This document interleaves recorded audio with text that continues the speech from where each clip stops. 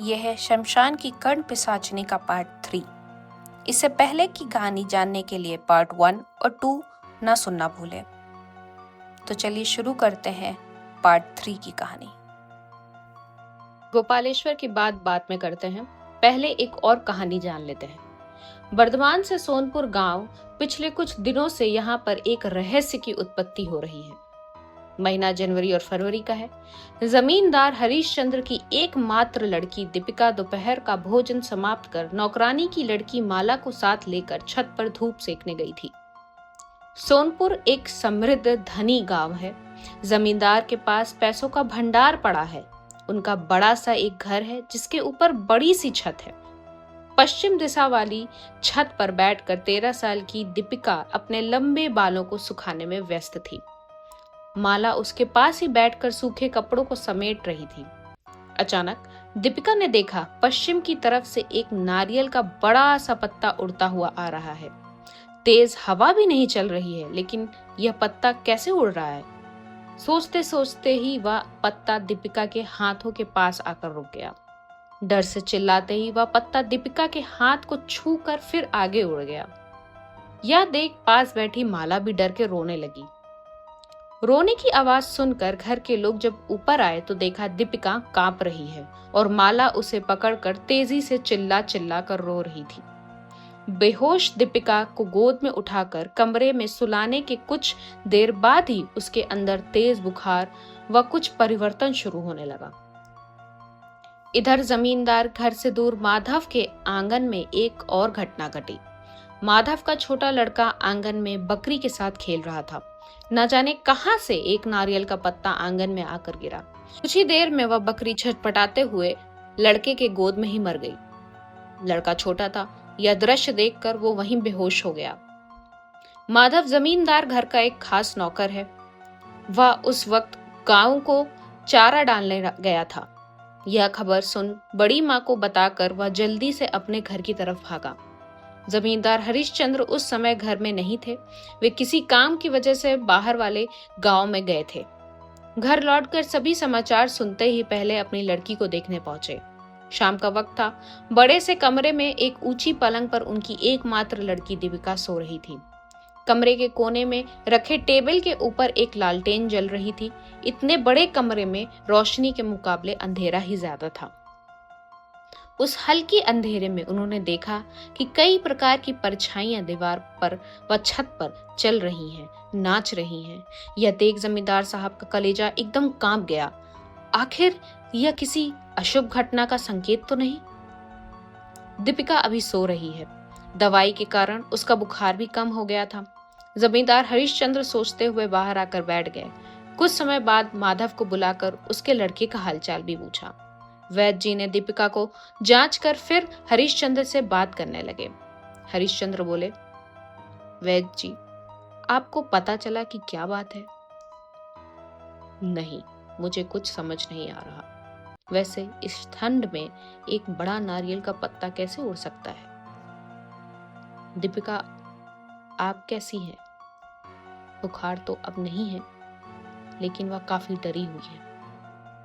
और माधव का लड़का, उसकी हालत भी एक जैसी है। शरीर ठीक है, लेकिन डर इतनी जल्द मन में घर कर गया है कि वो नहीं जा सकता। इतना कहकर वैद्य जी घर लौट गए। दीपिका प्रतिदिन रात को अपनी दादी शारदा देवी के पास सोती है। उस दिन भी उनके पास ही सो रही थी। अचानक रात को शारदा देवी की आंख एक खटखट की आवाज से खुल गई। आंख खोल कर देखा तो दीपिका लड़खड़ाते हुए दरवाजा पास खोलकर बैठी थी। उसकी साड़ी का आंचल फर्श पर गिरा हुआ था। उसके बड़े बड़े बाल चेहरे के सामने थे तथा दोनों हाथ कंधे के पास नीचे लटक रहे थे। शारदा देवी ने डरते हुए बोला, बिटिया रानी, कहाँ जा रही हो? मानो दीपिका को कुछ भी सुनाई नहीं दे रहा था। शारदा देवी जल्द ही बिस्तर से उठकर दौड़ते हुए दीपिका के पास गईं। उसके पास हाथ को पकड़कर नीचे खींचते हुए दीपिका के मुंह को देखा। उफ, इतनी भयानक नजर है। शारदा देवी डरते हुए उसके हाथ को छोड़कर पीछे हट गई। 13 साल की लड़की की आंखों में मानो किसी 40 साल के आदमी का भयानक दृष्टि, लाल मणि जैसी आंखें, लेकिन दीपिका की आंखों की पुतली का रंग काला है। यह शारदा देवी जानती हैं कि कुछ न कुछ अशुभ हो रहा है। दीपिका घर से निकलकर आंगन के पास वाले गौशाला में चली गई। चारों तरफ वातावरण में एक सन्नाटा गूंज रहा था। शारदा देवी चिंता व डर के आतंक में वहीं बेहोश हो गई।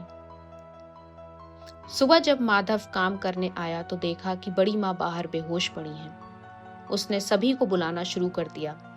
आवाज को सुनकर सभी जल्दी जल्दी भाग कर आए। उन्होंने सोचा शायद बाहर जाते वक्त बड़ी माँ गिरकर बेहोश हो गई। शारदा देवी को अपने कमरे में ले जाकर चेहरे पर पानी का छिट्टा मारते ही उन्होंने अपनी आंखें खोली। आंख खुलते ही उन्होंने पूछा, बिटिया कहाँ है? बिटिया कहाँ है? हरिश्चंद्र बोले, वह तो आपके ही पास सो रही है माँ। आपको हुआ क्या? शारदा देवी ने उसका उत्तर नहीं दिया। मुड़कर देखा तो दीपिका पास ही सो रही थी। इसके बाद उन्होंने कहा, रात को थोड़ा बाहर जाने के लिए उठी थी, तभी चक्कर आने के कारण मैं वहीं गिर पड़ी। तुम सभी जाओ, मैं थोड़ा आराम करूंगी। सभी के जाने के बाद शारदा देवी सोच रही थी कि उन्होंने रात में क्या देखा, कहीं वो सपना तो नहीं। वह बाहर क्यों गई थी? रात का दृश्य याद आते ही उनका शरीर एक बार फिर डर से कांपने लगा। इधर गौशाला से नौकर के आवाज को सुनकर सभी उस तरफ पहुंचे। वहां पर जाकर उन्होंने देखा कि पिछले सप्ताह जो पूरी गाय का बछड़ा जन्मा था वह जमीन पर मरा पड़ा था। किसी ने बछड़े के पेट को फाड़ कर अंतड़ियों को बाहर खींचकर निकाला था। ऐसे असंभव घटना को इस गांव में पहली बार देखा गया था। खबर फैलने से ज्यादा समय नहीं लगा। गांव में कई लोग इसे देखने के लिए आते और दृश्य देखकर डर के मारे नजरें घुमा लेते थे। जमींदार हरिश्चंद्र ने यह सब देखकर चिंतामग्न हो गए। 2 दिन पहले जमींदारी का काम समाप्त करके जब वो लौट रहे थे तो उस वक्त नदी के किनारे वाले शमशान में उन्होंने एक तांत्रिक जैसे आदमी को देखा था। कब आए, कहां से आए, एक बार परिचय लेना होगा। इसी बीच दीपिका नींद से जागी। आज शरीर स्वस्थ लग रहा था उसका। उठकर मुंह हाथ धोते वक्त उसे ऐसा लगा कि होंठ के पास कुछ लगा है। हाथ से उससे पोंछते ही वह लाल सूखा चीज उसके हाथ में लग गया। या मानो सूखा हुआ खून था। कुछ दिन बाद ही लगातार इसी तरह गांव में कई सारे गाय व बकरी मरने लगे। शाम होने के बाद गांव के रास्ते पर कोई भी नहीं दिखाई देता था। सभी अपने घरों में जाकर कुंडी के अच्छे तरीके से दरवाजा बंद करके सो जाते थे। परिस्थिति खराब हो रही है यह देखकर सभी जमींदार साहब के यहाँ रात को पहरा देने लगे। कोई जरूर है जो जंगली जानवर गांव में आया है जो ऐसे लोगों को मार रहा है, लेकिन रात को पहरा कौन देगा? शाम होते ही चारों तरफ का परिवेशन बदल जाता था। कोई मानो हवा में धीरे धीरे बात कर रहा हो। सभी पालतू पशु आधी रात को अशांत हो जाते थे। रात को दीपिका के साथ शारदा देवी सोती थी, लेकिन उस रात के बाद माला भी उसी कमरे में फर्श पर सोने लगी। प्रतिदिन रात को शारदा देवी जागने की कोशिश करती, लेकिन रात के 12 बजते ही किसी अनजाने प्रभाव से उन्हें गहरी नींद आ जाती थी। अगले दिन सुबह उठकर देखती तो दीपिका पास में ही शांत होकर सोते हुए मिलती थी। उन्हें सचमुच का डर लगने लगा जब उन्होंने लगातार 2 दिन सुबह दीपिका के होंठों पर लगा सुर्ख खान देखा। इधर 2 दिन पशुओं की हत्या की खबर भी शारदा देवी के कानों में पहुंच रही थी। शारदा देवी जान गई थी कि गुरुदेव के शरण के अलावा अब कोई दूसरा उपाय नहीं है। जमींदार हरिश्चंद्र ने अपनी मां के आदेश से गुरुदेव को लेने एक आदमी भेजा। इसी बीच एक और घटना घट गई। गुरुदेव से आने पहले वाली रात को माधव बिना डर अपने घर से बाहर निकला था। उसने देखा कि एक परछाई पास वाले घर से बकरी को बाड़े से निकाल रही है। वह अपनी जान की परवाह किए बिना उस परछाई के पीछे पीछे गया। एक समय वह परछाई जमींदार के बड़े से घर के अंदर चली गई। माधव इसके बाद अपने घर लौट आया। अगले दिन माधव से यह सब सुनकर शारदा देवी और भी चिंतित हो गई। गुरुदेव के आने के बाद शारदा देवी दीपिका को लेकर उनके पास पहुंची। गुरुदेव दीपिका को क्षीण नजरों से देख रहे थे। शारदा देवी ने देखा कि शांत दीपिका की आंखें फिर से उसी रात की तरह लाल हो रही हैं। हालांकि फिर से सब कुछ सामान्य हो गया। दीपिका को ले जाने के लिए कहकर शारदा देवी ने गुरुदेव से सब कुछ खुलकर बताया। गुरुदेव ने सब कुछ सुना और फिर बोले, कल एक यज्ञ करूंगा। उस रात दीपिका को बेटी के कमरे में अंदर ही बंद रखना। ध्यान रखना कि कुछ भी हो जाए पर वह उस कमरे से ना निकल पाए। गुरुदेव अभी नए हैं, उम्र यही कोई 35 वर्ष होगी। उनका नाम महानंद आचार्य है। वशान गुप्त महानंद और उनके दादा परदादा इस जमींदार परिवार के कुलगुरु रहे हैं।